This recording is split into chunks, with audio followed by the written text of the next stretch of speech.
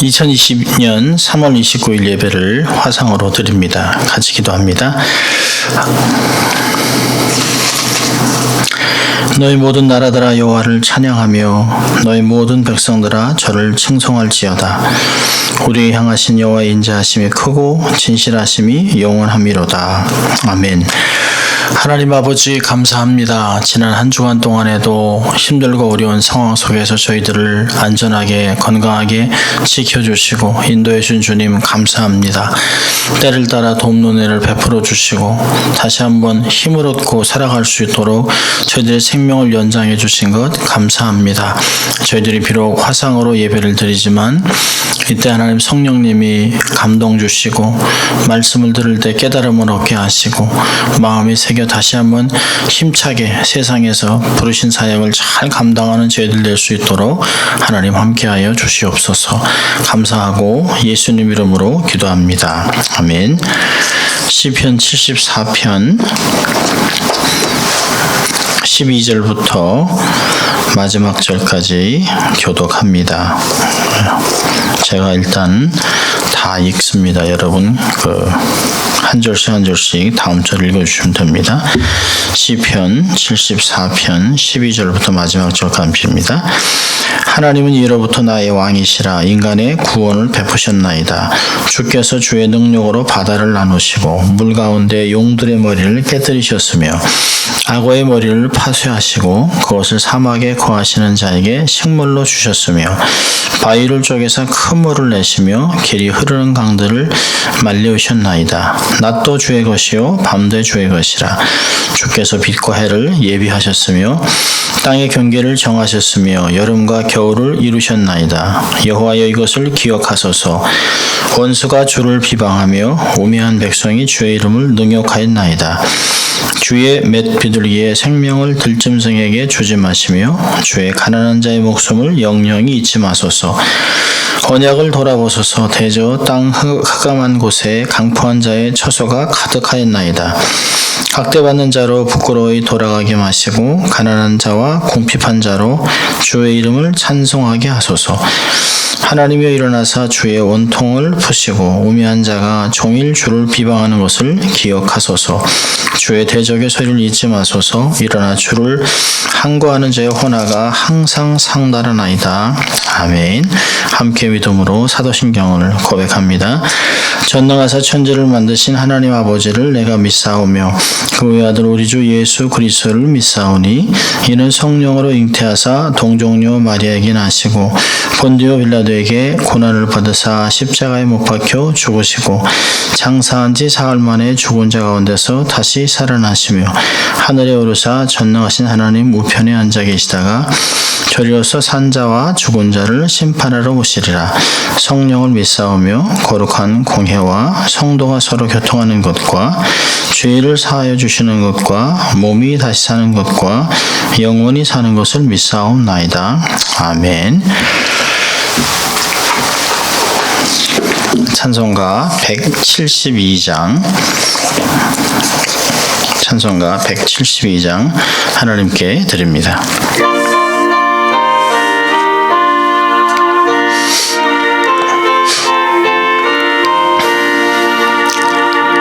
빈들의 마른 풀같이 시들은 나의 영혼 주님의 허락한 성령 간절히 기다리네.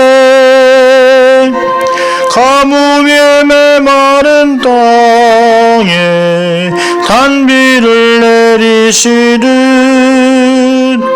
성령의 단비를 부어 새 생명 주옵소서. 반가운 미소리 들려 산천이 춤을 추네. 봄비로 내리는 성령 내게도 주옵소서. 가물어 메마른 땅에 단비를 내리시듯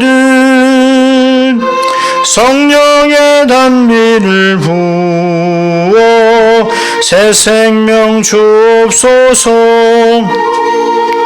절 따라 우로를 내려 조목이 무성하니 갈급한 내 심령 위에 성령을 부소서. 가물어 메마른 땅에 단비를 내리시듯 성령의 단비를 부어 새 생명 주옵소서. 참되신 사랑의 언약 이길 수 있사오랴.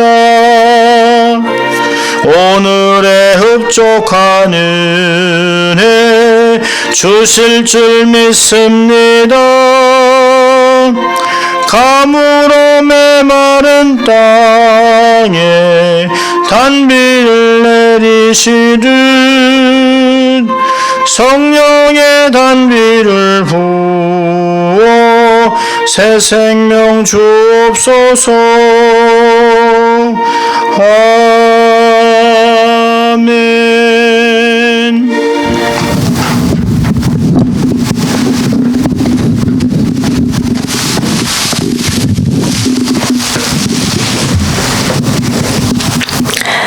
사랑이 많으신 하나님, 오늘도 주의 날을 주셔서 말씀과 예배 가운데 나올 수 있도록 허락하신 하나님께 감사드립니다.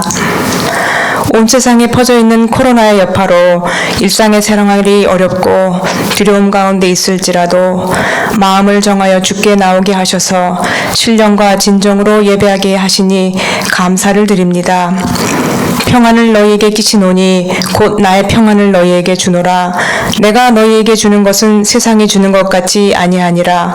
너희는 마음에 근심도 말고 두려워하지도 말라 하신 말씀을 따라 오늘도 예배를 통하여 믿음을 견고케 하시며 은혜와 진리로 우리를 새롭게 하시는 성령님의 기쁨과 소망이 모두에게 넘치기를 기도합니다. 주의 자녀로서 한 주간 동안 생명을 연장해 주시고 안익해 하심에 감사드리지만 이 땅의 코로나로 인하여 안타까운 모습들을 볼 때 세상의 빛으로 소금으로 사명을 다했는지 돌아봅니다. 우리의 느슨했던 마음과 모습들을 용서하여 주시고 죄에서 돌이켜 주의 얼굴을 구함으로 나아가기를 원합니다. 이 땅을 고쳐주시고 역병으로부터 백성들을 지켜주시고 살아계신 하나님의 능력과 선하심을 모든 만민들이 알도록 주님 역사하여 주시옵소서. 지금 교회의 전도와 양육들이 이어지지 못하고 선교사님들의 사역이 끊어져 어두움 가운데 두려움과 혼란이 일고 있음을 긍휼히 여겨주시고 코로나로부터 이 땅을 덮어주시고 연약한 자들을 보호하시고 치유하여 주시기를 기도합니다. 두려움과 외로움으로 어려워하는 자들에게 평강을 주시고 어려움을 겪고 있는 많은 비즈니스를 견디게 하시고 경제가 무너지지 않도록 붙잡아 주시기를 기도합니다. 코로나의 확진으로 투병하고 있는 자들에게 힘을 주셔서 회복될 수 있도록 함께하여 주시며 지금도 최전선에서 생명의 위협을 무릅쓰고 맡겨진 일들을 감당하는 자들을 보호하여 주시옵소서. 성도들의 가정이 어려움을 당하지 않도록 특별히 주님의 방패로 지켜주셔서 이 어려운 때를 잘 견디며 하나님의 선하심을 드러낼 수 있기를 기도합니다. 교회가 섬기는 최광순 선교사님, 설청호 선교사님, 그리고 이성화 선교사님을 지켜주셔서 선교지에서 어려움이 없도록 하시고 후원하는 아일린과 오스카를 지켜주셔서 하나님의 선하심과 능력을 드러내는 자들로 세워주시기를 간절히 기도합니다. 오늘도 목사님을 통하여 성령님께서 역사하셔서 생명의 말씀으로 선포하게 하시기를 기도드리며 듣는 모두가 믿음이 견고하게 세워져 이 어려운 때를 능히 감당하는 귀한 성도들이 다 되기를 기도드리며 믿음의 주여 우리를 온전케 하시는 예수 그리스도의 이름으로 기도드리옵나이다. 아멘.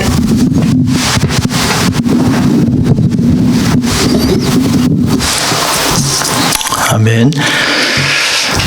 오늘 저희에게 주신 은혜의 말씀은 사도행전 1장 8절입니다. 사도행전 1장 8절 말씀을 봉독해 드립니다.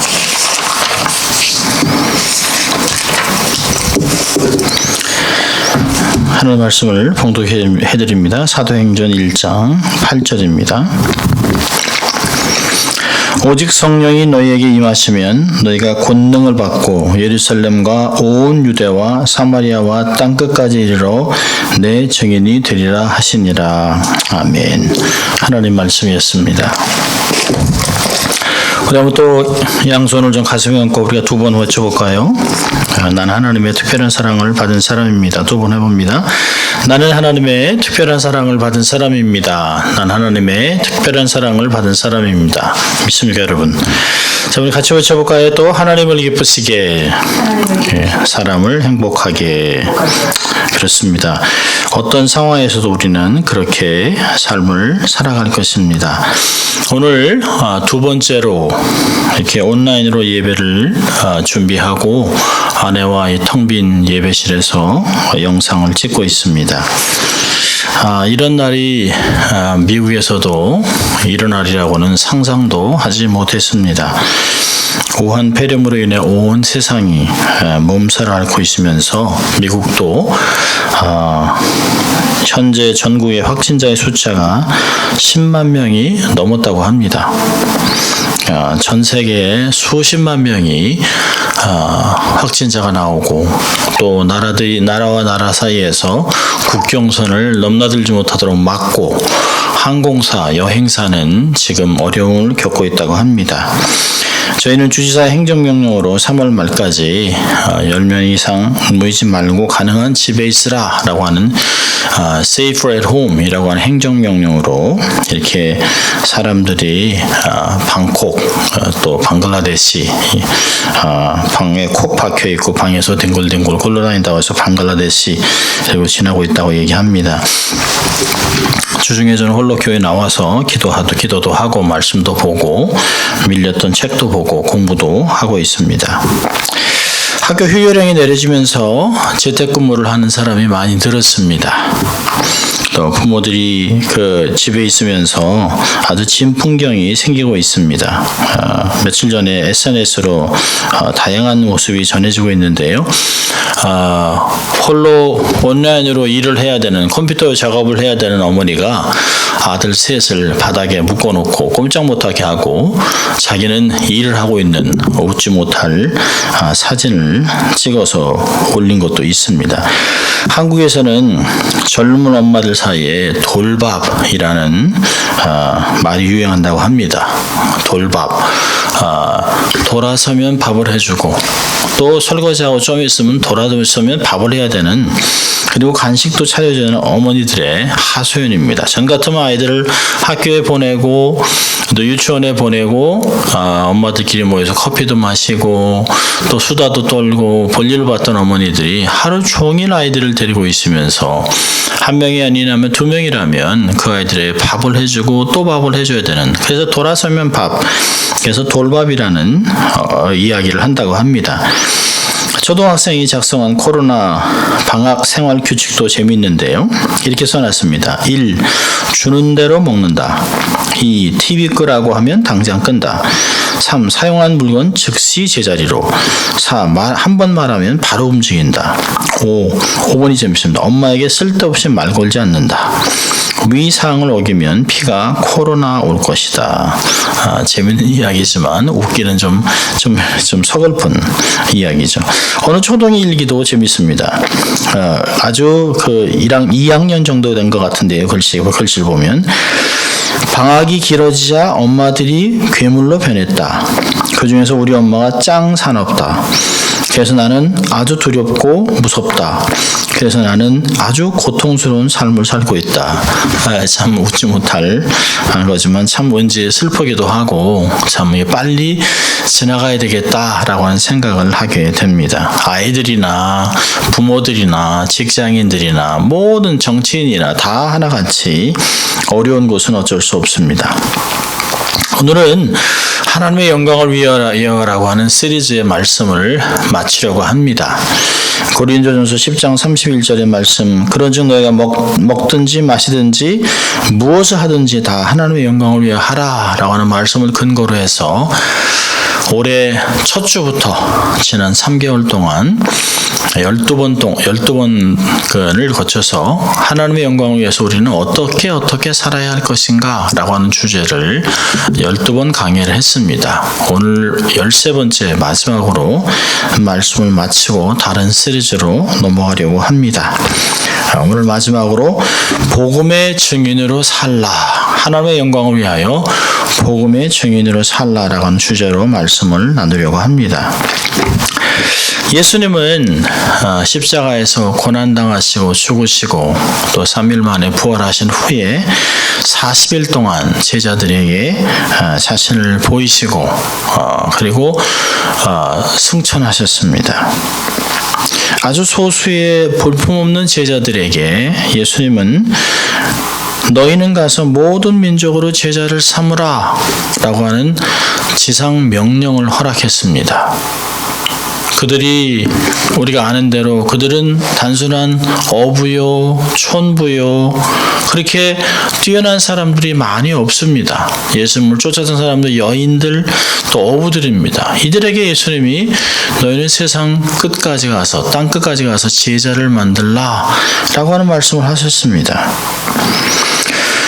그리고 오늘 본문에 땅 끝까지 이르러 내 증인이 되라 라고 얘기했습니다.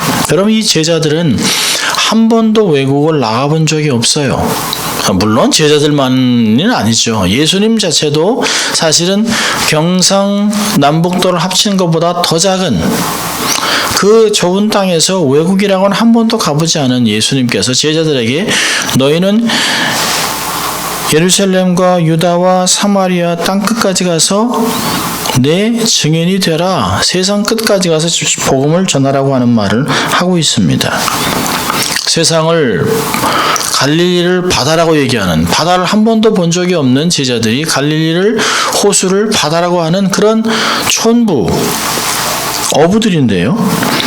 이들에게 이런 엄청난 사명을 주셨습니다.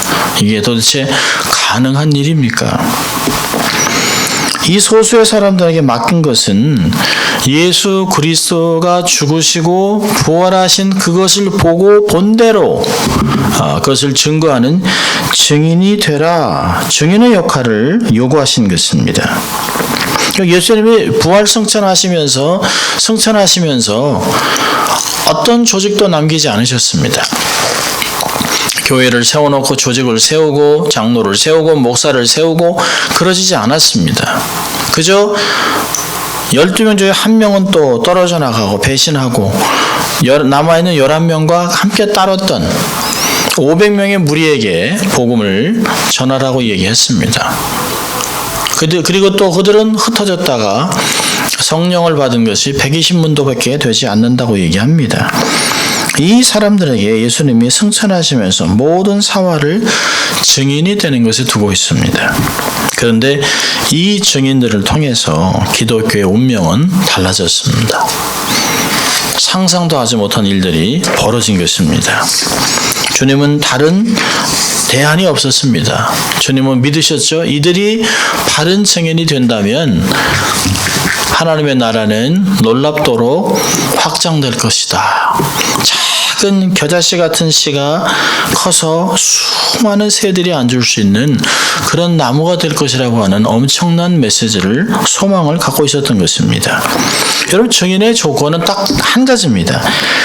예수 그리스도의 십자가와 부활을 목격한 것입니다.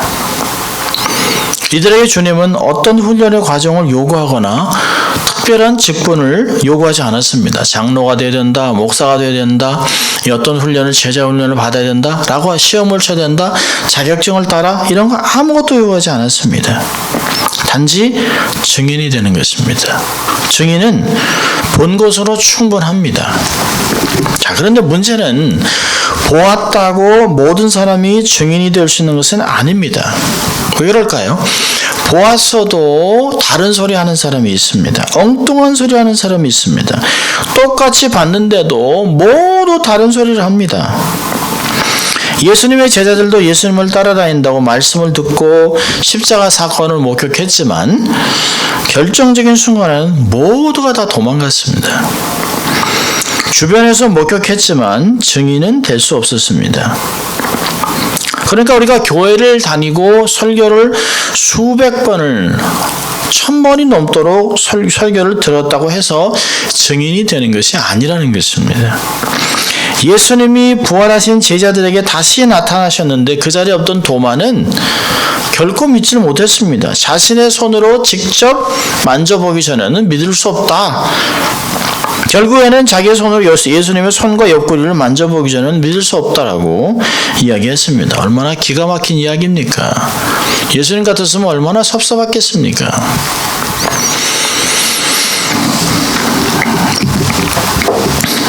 근데 예수님은 이 어리석어 보이고 아주 평범한 어부들, 그를 따랐던 3년 동안 따랐던 이 제자들을 통해서 모든 민족으로 제자를 삼고 땅끝까지 이르러 증인이 되실 것을 주님은 보신 것입니다.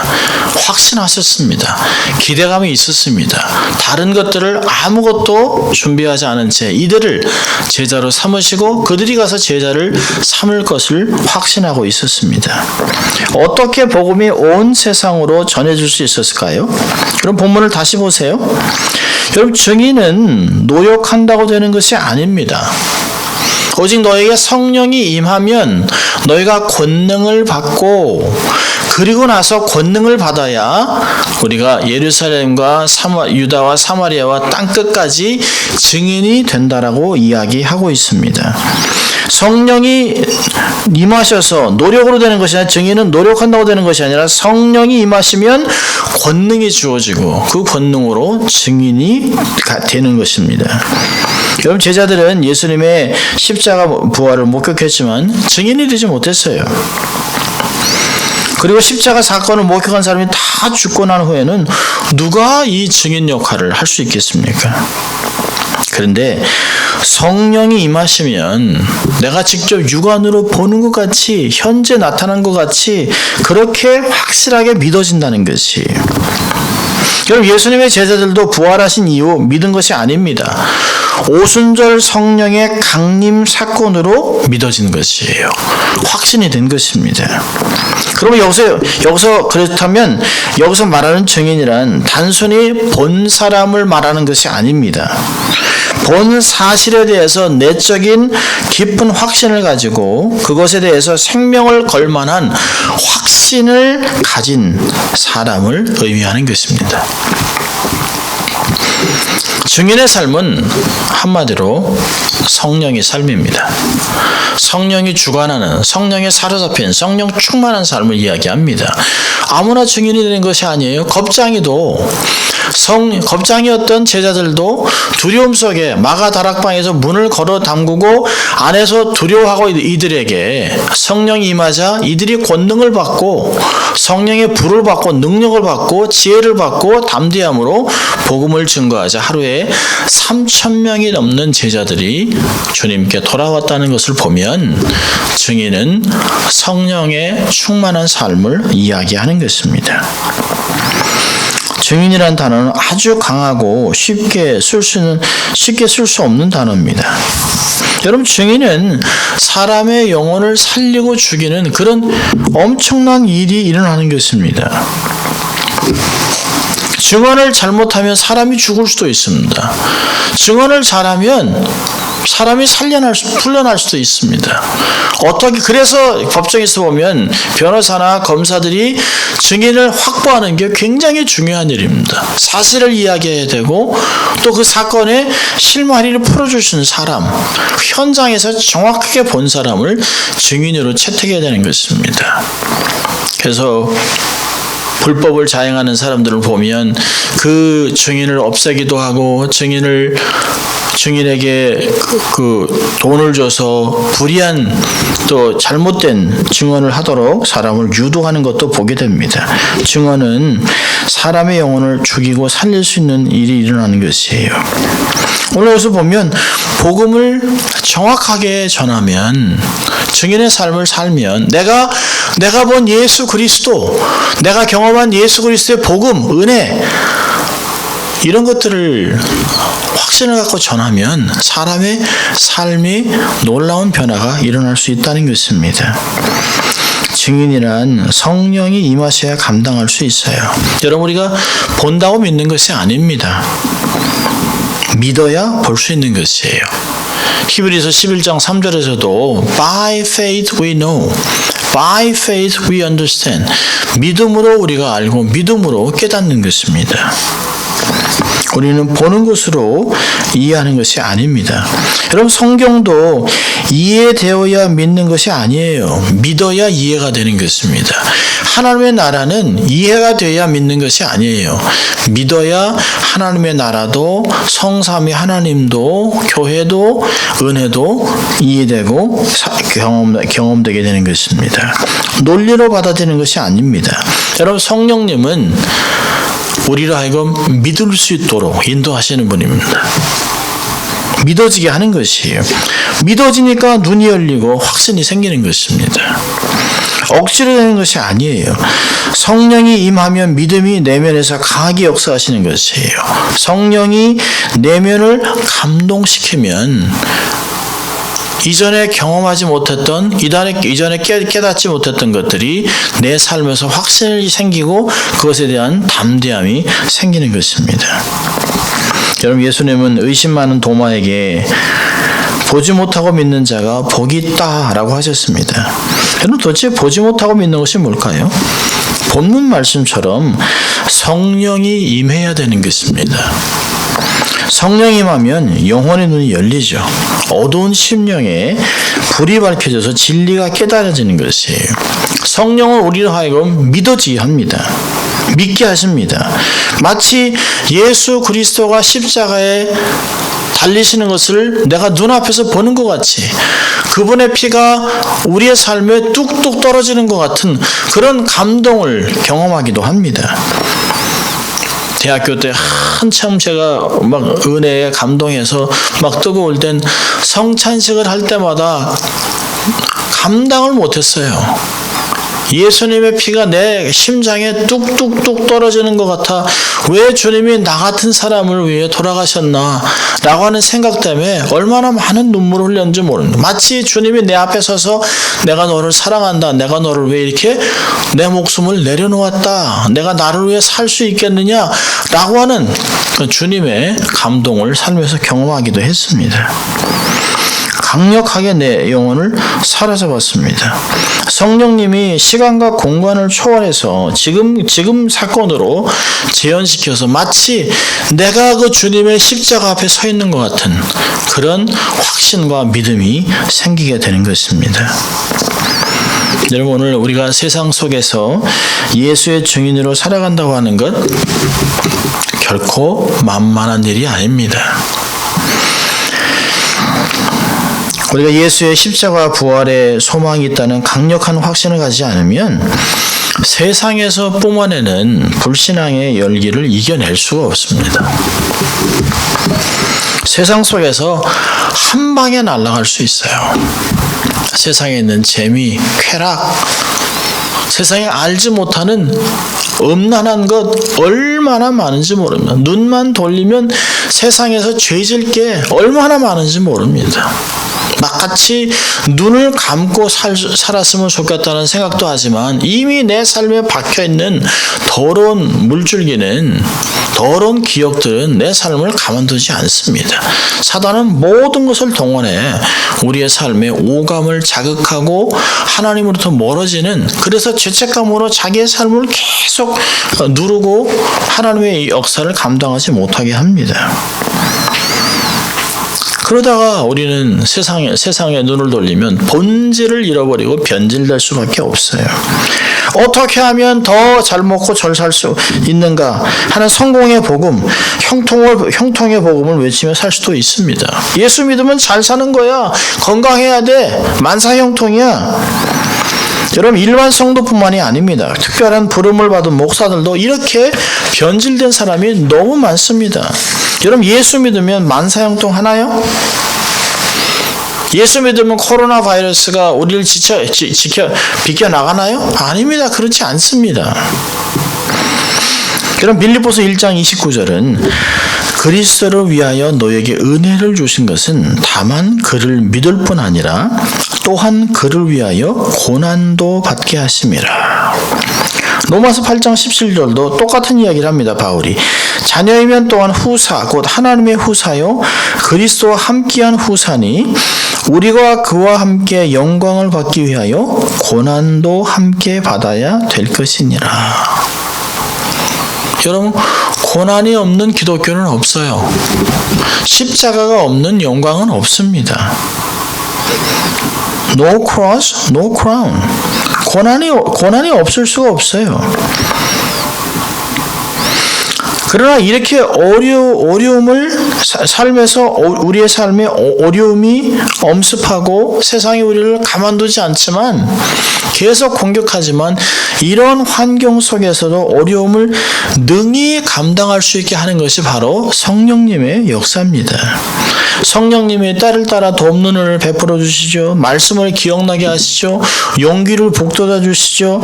바른 결정을 해서 결국에는 복음의 증인의 삶을 살아갈 수 있도록 능히 살아갈 수 있도록 능력을 계속해서 공급해 주신다라고 얘기하고 있습니다.